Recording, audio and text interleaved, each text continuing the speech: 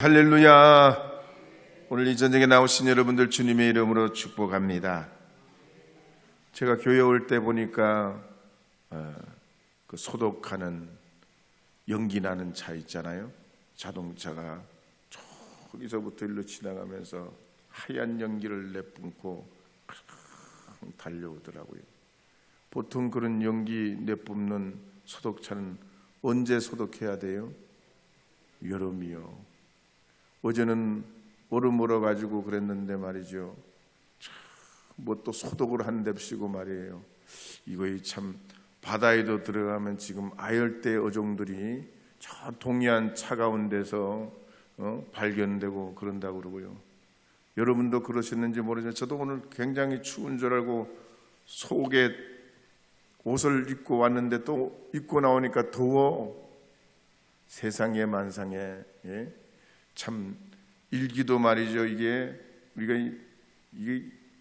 뭐 겨울인지 가을인지 여름인지 이게 뭐 혼재돼 가지고 우리의 살아가는 이 기후 변화도 그냥 여러 가지로 그렇고, 또 우리의 지금 정치, 경제, 사회, 국제 정치에도 보면 옛날엔 뚜렷하고 분명했는데 지금은 이것도 아니고 저것도 아니고 그것도 아니고 하여튼 뭐가 뭔지 모르는 그런 시대에 살아갑니다.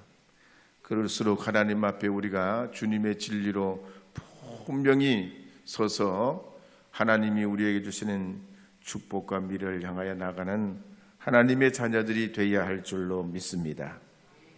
지난 시간에는 안식일에 예수님께서 제자들을 데리시고 밀밭 사이로 지나갈 때 제자들이 너무 시장에서 밀을 잘라가지고 그 이삭을 비벼 먹은 것 때문에 바리새인들이 말이죠, 그걸 지켜보고 시비를 걸어오고 폭풍 같은 비난을 퍼부었단 말이에요. 사실 지금은 우리나라에서는 안식일, 주일 그러면 노동 문제와 상관이 있든지 임금 문제와 상관이 있든지 그럴 때에 빨간 날이냐 아니냐 이렇게 따지지만, 성경 시대만 하더라도 종교 사회였기 때문에 유대인들에게 이 안식일은 너무 우리가 지금 생각하는 상상외로 그들의 삶을 지탱하는 그런 전부와 마찬가지였습니다. 특별히 이 안식일이 태동되고 그 싹이 튼 것은 이스라엘이 바벨론에 포로되면서 그 뼛속 깊이 나라를 이룬 그 서러움, 그리고 성전이 무너지고 자신들이 의지하던 하나님, 평상시에는 그전에는 좋은 날, 평안한 날 하나님을 의지하지 않았지만 나라가 망하고 이국의 포로 생활을 하면서 이국 문화에서 살아갈 때 하나님에 대한 그리움이 사무치고 성전에 대한 그런 예배가 그들의 마음에 점여올 때에 이 안식일에 대한 그런 종교 전통을 세워가게 됐습니다. 마치 우리나라 조선시대 상강오륜을 통해서 나라의 모든 뼈대를 세우고 정치를 하려 했던 그런 국가 철학과도 마찬가지로 이 성경시대는 이 안식일이 유월절과 오순절과 장막절과 같이 함께 톱니바퀴처럼 이 사회를 돌아가게 하는 중요한 하나의 그런 모멘텀으로 작용하고 있었습니다. 그럴 때 이 바리새인들은 전해 오던 미시나에 의해서 39가지 안식일 규정을 가지고서 백성들과 특히 약한 사람, 어려운 사람, 고통당하는 사람, 배움이 없는 사람, 이런 사람들에게 그 안식일 규정을 들이대면서 정죄하고 한쪽으로 몰아붙이고, 그리고 자기들의 지식을 뽐내고 사회의 그런 엘리트 계층으로 살아가기를 원했습니다.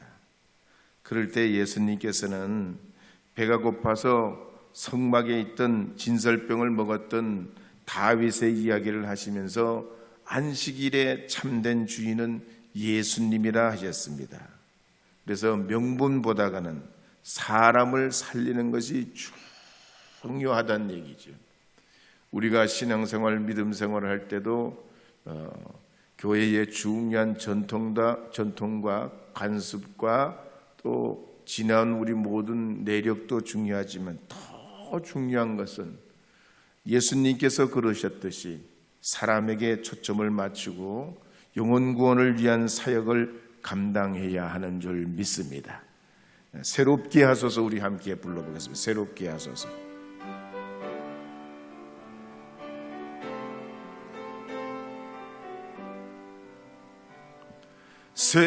새롭게 하소서. 새롭게 하소서. 새롭게 하소서. 늘 새롭게 하소서. 해 아래 새 것이 없나니 이 죄인 살리신 주 보라 새롭게 되니 피조물 주의 놀라운 건능 찬양하세 우리 주. 오 주여 영광 받으소서. 새롭게 하소서. 새롭게 하소서. 새롭게 하소서. 늘 새롭게 하소서. 새롭게 하소서. 새롭게 하소서. 새롭게 하소서. 늘 새롭게 하소서. 할렐루야.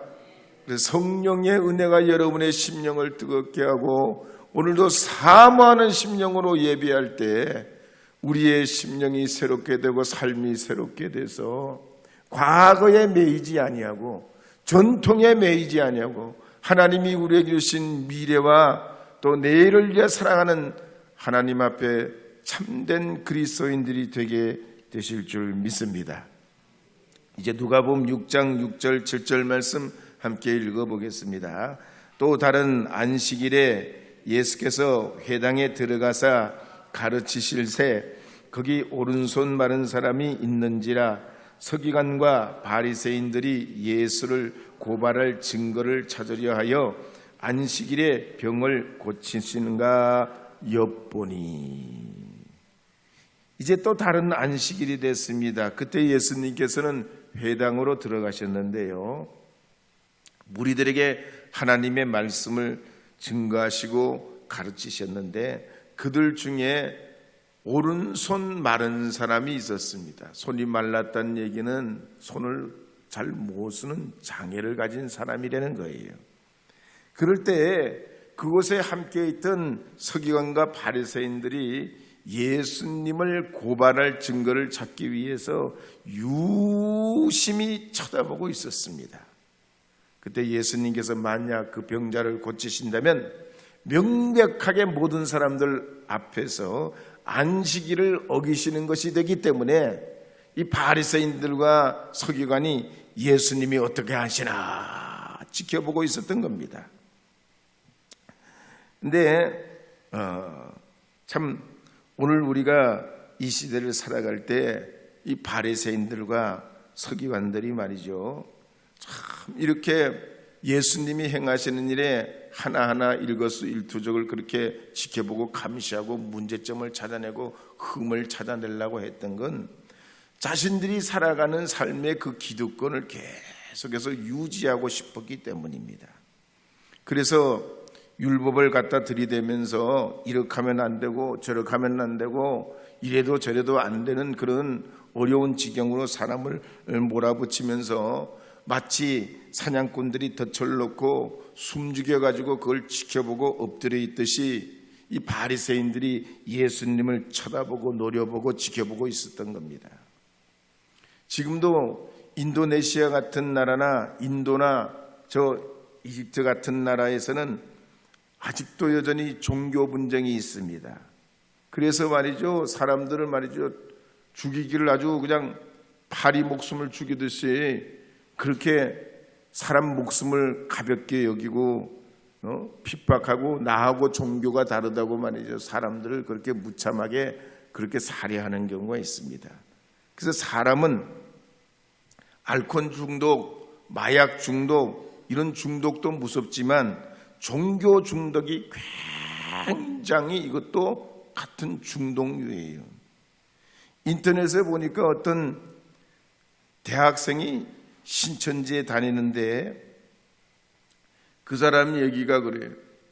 자기들은 잘 믿고 잘 그렇게 하는데 CBS나 극동방송 같은 데나 아니면 다른 신문이나 심지어 자기 부모님까지도 자기를 핍박한다는 거예요. 누가 누구를 핍박하는지 모르겠어요. 여러분, 신천지가 뭡니까? 신천지가 주장하는 건 이만희 씨가 말이죠, 자기가 하나님이 보내신 보혜사 성령이라는 거예요.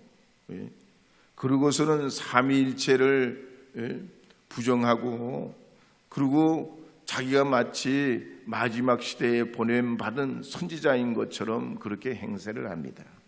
또 성경을 보면 말이죠, 성경은 모두 몇 권이죠? 66권이면 창세기부터 마지막 계시록까지 성경은 일관성이 있어요. 근데 이 이만희 씨는 어떡하냐면 성경 중에서도 요한계시록을 아주 그냥 독특하게 요한계시록에 대해서 가장 그렇게 성경 풀이를 하고 그걸 교육시키고 그걸 또 그래요. 저도 목회를 하다 보면 가끔씩 그래요. 목사님, 요한계시록 그거 강의해 주시면 안 돼요. 할 때 되면 하는 거지. 그래요, 안 그래요? 그래요, 안 그래요?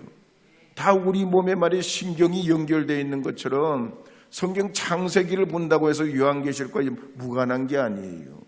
마태복음을 본다고 해서 요한계시록하고 딴판으로 설교하고 말씀을 증거할 수가 없어요. 왜? 성경은 일관성이 있기 때문이에요. 근데 말이죠, 이 이만희 씨는 계속 요한계시록을 짜집게 하고 그걸 말이죠, 말하자면 알레고리적으로 해석을 한다고 그래요. 본래 있는 표면에 있는 것을 가지고 비유풀이를 한다고 해가지고 그냥 이렇게 저렇게 교리적으로 짝 맞춰가지고 설명하고 듣기 좋고 이해하기 좋게 해가지고 그걸 계속 반복해서 교육해서 유대인들 교육하고 비슷해.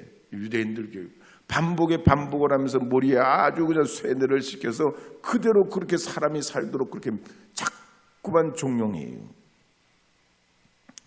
그런데 요한복음 3장 16절에 보면 뭐라고 되어 있습니까? 요한복음 3장 16절에 보면요, 그 이만희 씨가 말하는 것처럼 14만 4천 명만 구원받는 게 아니에요. 14만 4천. 신천지는 14만 4천만 명 구원받는다. 그런 요한복음 3장 16절은 이렇게 기록하고 있습니다. 함께 읽어보겠습니다. 하나님이 세상을 이처럼 사랑하사 독생자를 주셨으니 이는 그를 믿는 자마다 멸망치 않고 영생을 얻게 하려 하심이라. 누가 구원받아요? 예수님을 믿는 자마다라고 해요. 누구든지 구원을 얻어요. 그래서 요한복음 10장 9절에도 보면 이렇게 기록합니다. 함께 읽어보겠습니다. 내가 문이니 누구든지 나로 말미암아 들어가면 구원을 받고 또는 들어가며 나오며 꼴을 얻으리라. 누구든지 들어가며 나가며 꼴을 얻을 수 있어요. 제한이 없어요. 하나님의 은혜는 제한이 없어요. 믿으시면 아멘. 제한이 없어요. 과거가 어쨌든 자신이 살아왔던 이력이 어쨌든 과거, 현재, 미래는 모든 구원이 예수 그리스도로부터 나기 때문에 누구든지 예수 믿으면 구원을 얻게 되는 것입니다. 그래서 로마서 10장 13절에 보면 이렇게 기록합니다. 함께 읽어보겠습니다. 누구든지 주의 이름을 부르는 자는 구원을 받으리라. 그런데 그냥 14만 4천 명만 받는디야. 14만 4천 명만. 14만 4천 명. 그 중에서도 말이죠, 오리지널 저 과천에 세워지는 장막교회, 거기만 성전이라는 거예요. 이 세워진 12지파로 세우는 이 12지파로 세워진 이름을 따가지고 세운 그 교회만이 구원을 얻는 것이라고 자기들이 세운 집회 장소를 구원의 장소라고 여겨요. 근데 우리 주님께서는 결코 그렇게 말씀하시지 않으셨죠? 누구든지 주의 이름을 부르는 자는 구원을 얻게 되는 줄 믿으시기 바랍니다. 근데 이 이만희 씨는 14만 4천 명이 누가 14만 4천 명 안에 들어가는지는 모른디야.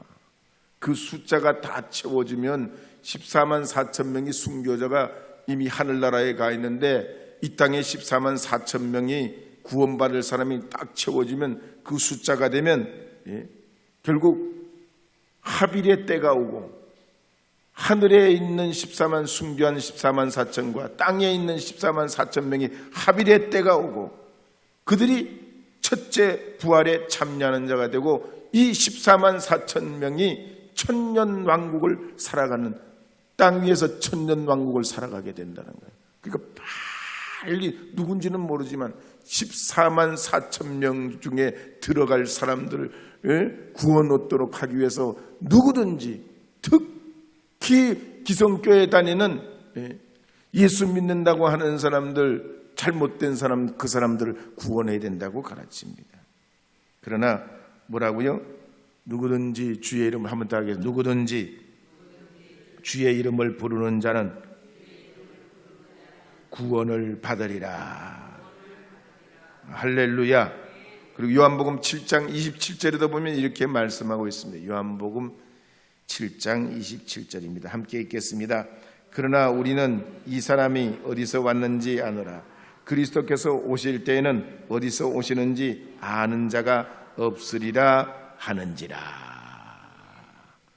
그러므로 여러분, 우리가 날마다 신앙 고백을 하잖아요. 사도신경. 이 사도신경의 교리를 벗어난 어떤 주장을 하는 사람들이라도 다 이단이에요. 사도신경의 신앙 고백대로 믿고 고백하고 따라가는 믿음의 사람들은 2000년 기독교 역사 속에 하나님의 진리 가운데 선 사람들이지만, 이 사도신경을 부인하고 삼위일체 하나님을 부정하고 주님의 다시 오심을 부정하는 사람들은 다 이단의 부류에 들어가는 것입니다. 그러므로 오늘 본문에도 보면 바리새인들도 자기 논리에 말려 들어가서 스스로 삼천포로 빠지는 신앙생활을 하고 있는 걸 볼 수가 있습니다.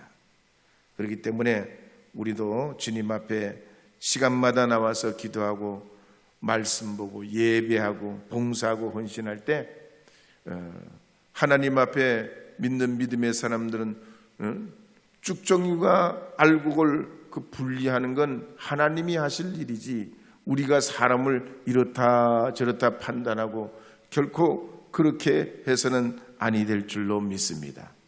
주님 안에서는 하나님께서 우리를 다 사랑하여 부르시고 목숨 버려 핏값으로 우리를 주님의 교회 몸된 지체로 삼아주신 줄로 믿고, 무엇을 하든지 어떤 일을 이루어 가시든지 서로 주님 앞에 섬기고 예배하고 하나님의 진리 안에서 살아가는 믿음의 사람들이 되어야 할 줄로 믿습니다.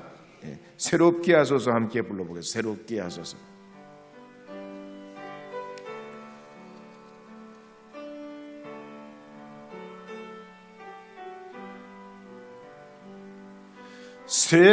새롭게 하소서, 새롭게 하소서, 새롭게 하소서, 늘 새롭게 하소서.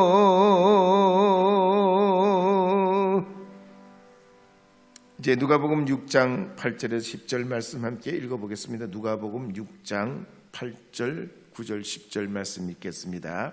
예수께서 그들의 생각을 아시고 손마른 사람에게 이르시되 일어나 한가운데 서라 하시니 그가 일어나 서거늘 예수께서 그들에게 이르시되 내가 너희에게 묻노니 안식일에 선을 행하는 것과 악을 행하는 것 생명을 구하는 것과 죽이는 것 어느 것이 옳으냐 하시며 무리를 둘러보시고 그 사람에게 이르시되 내 손을 내밀라 하시니 그가 그리하매 그 손이 회복된지라. 바리새인들과 예수님의 그 행동과 행하시는 차이점이 뭡니까? 오늘 이 성경 말씀에 보면 예수님은 공개적으로 모든 것을 행하셔요. 그런데 이 바리새인들은 어떡합니까? 은밀하게 흠이 있나 없나, 약점이 있나 없나, 잘못이 있나 없나, 흠을 찾아내기 위해서 마치 사냥꾼처럼 엎드려 노려보고 있는 것입니다. 그런데 예수님은 그렇지 아니하셨죠. 손 마른 사람을 한가운데로 불러내서 세워놓고 모든 사람들이 보는 가운데서도 이 손 마른 사람을 치료하시는 것을 볼 수가 있습니다. 그래서 일어나라, 내 손을 내밀라. 그렇게 할 때 손 마른 사람이 완전히 회복되고 서기관들과 바리새인들이 책을 잡으려고 했지만 결코 그럴 수가 없었습니다. 그러므로 우리 기독교인들은 미래 종교가 아니에요. 은밀하게 몰래 아무도 모르게 살짝쿵 그렇게 믿고 기도하고 그런 모였다 흩어지는 그런 신앙생활을 하는 것이 아닙니다. 북한의 김정일은 어떡합니까? 김정은이 어떡합니까? 아무도 모르게 무기를 개발하고 아무도 모르게 그것을 또 실험하고 어느 날 갑자기 동해바다에 미사일을 터뜨리고 탄도미사일을 실험합니다. 그리고는 마치 말이죠, 세상에 둘도 없는 무기를 가지고 있는 것처럼 무력 시위를 하면서 세상을 불안하게 합니다. 이처럼 악한 일들은 악한 사탄 마귀가 은밀하게 삼킬차를 두루 찾는 것처럼 하나님의 진리를 벗어나서 살아가는 사람들은 이 바리새인들과 같이 다른 사람들을 책잡고 어려움에 빠뜨리기 위해서 은밀하게 시련을 주고 도전을 주고 어려움을 만들고 웅덩이를 파고 함정을 만들어서 고통 중에 사람들을 몰아넣으려고 합니다. 그러나 예수님 진리에 우리 주님께서는 결코 그렇지 아니하시죠. 많은 사람들 가운데 이 손 많은 사람들 세워놓으시고 손을 내밀라 하시고 손을 내밀 때 회복시키셔서 그를 구원하실 뿐만 아니라 안식일의 주인은 참된 주인은 예수님이라는 사실을 보여주시는 것을 볼 수가 있습니다. 그러므로 주일 성수의 참뜻이 무엇이겠습니까? 누가복음 6장 11절에 보면 이렇게 기록하는 말씀이 나옵니다. 함께 읽어보도록 하겠습니다. 그들은 노기가 가득하여 예수를 어떻게 할까 하고 서로 의논하니라. 바리새인들은 예수님이 병든 사람을 고치고 그를 회복해서 온전하게 했음에도 오히려 그것이 기뻐할 일이고 서로 축하해야 될 일인데도 불구하고 이 바리새인들은 노기가 가득 찼다고 그랬습니다. 안식일에 본래 진정한 뜻이 무엇입니까? 안식 해놓고 우리가 마음속에 평안을 잃어버리면 소용이 없는 것입니다. 여러분 오늘 예배 나오실 때 여러분 마음이 평안하셨습니까? 아마 수요 예배 나오시는 분들은 하나님의 평안이 여러분을 주장하시는 줄 믿습니다. 그래서 주일날 예배 나올 때뿐만 아니라 주님 앞에 섬기고 봉사하고 찬양하고 할 때 그런 순간순간 우리가 하나님의 평화가 우리를 주장하도록 가정에서 가족 관계를 잘 이루어가고 교우들과 함께 교우들의 관계를 잘 이루어서 서로가 합평하는 삶을 이루어가는 것이 주님이 우리를 향한 뜻인 줄 믿어야 할 줄 믿습니다. 그래서 고린도후서 3장 4절에서 6절 말씀에 보면 이렇게 기록하는 말씀이 나옵니다. 함께 읽어보도록 하겠습니다. 우리가 그리스도로 말미암아 하나님을 향하여 이 같은 확신이 있으니 우리가 무슨 일이든지 우리에게서 난 것 같이 스스로 만족할 것이 아니니 우리의 만족은 오직 하나님부터 나느니라. 그가 또한 우리를 새 언약의 일꾼 되기에 만족하게 하셨으니 율법 조문으로 하지 아니하고 오직 영으로 함이니 율법 조문은 죽이는 것이요 영은 살리는 것이니라. 아멘.